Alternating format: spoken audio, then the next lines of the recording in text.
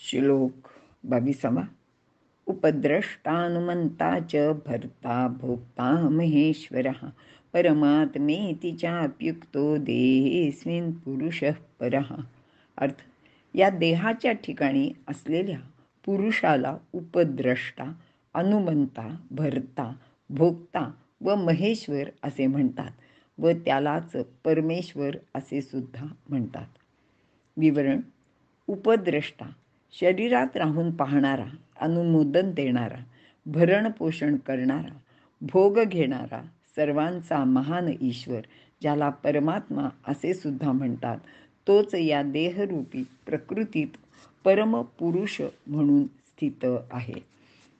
सर्व सजीवांच्या शरीरात जे ब्रह्म आत्मारूपाने असते ते त्या प्राण्यास व त्यांच्या सर्व कर्मांना अगदी जवळून बघत असते, म्हणून त्याला उपद्रष्टा, जवळ राहून पाहणारा असे म्हटले गेले आहे. मानवी शरीरात असलेल्या भगवंताची ही पहिली भूमिका आहे. तो आपल्या सर्व सत व असत कर्माचा साक्षी असतो. अनुमंता म्हणजे अनुमती देणारा. माणूस जी कर्मे करतो त्यास शक्ती पुरवण्याचे काम हा करत असतो.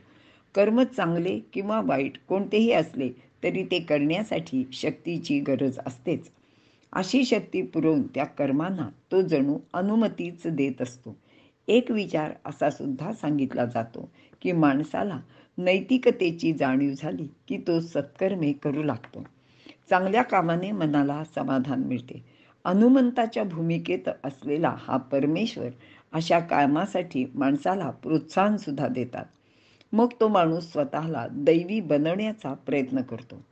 साधना करताना त्याचे मन सुंदर बनते, बुद्धी श्रेष्ठ होते, तो जीवनातील भोगवासना कमी करायला लागतो.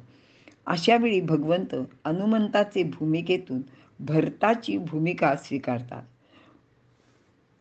ब्रह्म सर्वांचे भरण पोषण करते, म्हणूनच त्याला भरता असे म्हटले आहे.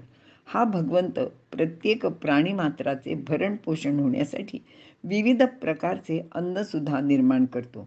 मराठीत एक अशी म्हण आहे की ज्याने चोच दिली आहे तो त्याला चारा पण देतोच. येथे दुसरी भूमिका अशी आहे की 9व्या अध्यायात सांगितल्याप्रमाणे अनन्याश्चिंतयन्तो मां ये जनः पर्युपासते. जे भगवंताशी अनन्य झाले आहेत त्यांच्या भरण पोषणाची, त्यांना सर्वतोपरी सांभाळण्याची, ते करीत असलेली सत्कर्मे अव्याहतपणे सुरू राहण्यासाठी तो त्यांची सर्वतोपरी जबाबदारी घेतो, काळजी घेतो आणि म्हणूनच त्याला भरता असे म्हटले जाते.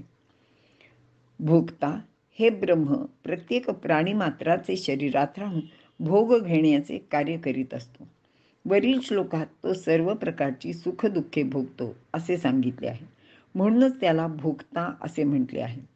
भक्त जी जी कर्मे करतात त्या सर्वांची फळे ते भक्त देवाला अर्पण करतात. अशा कर्मफलाचा अधिकारी केवळ भगवंतच असल्याने तो भोगता होतो असेही सांगितले जाते.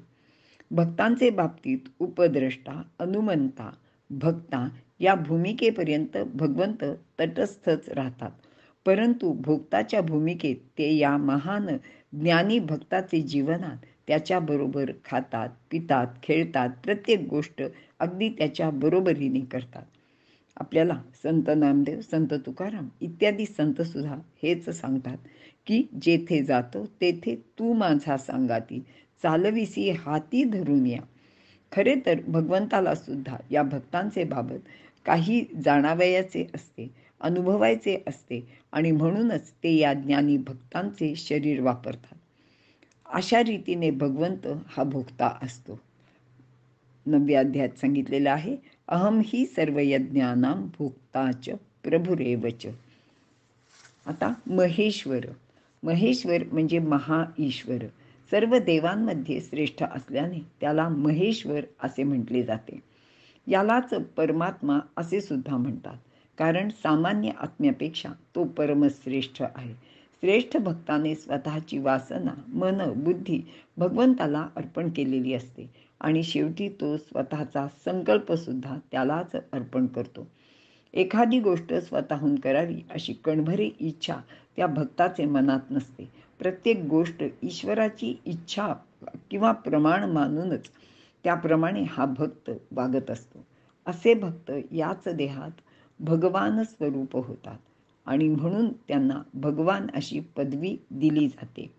जसे भगवान पाणिनी किंवा भगवान पतंजली असे लोक ईश्वराचा अंशावतारच असतात. जो परमात्मा महेश्वर असतो तोच देहात पुरुष नावाने राहत असतो.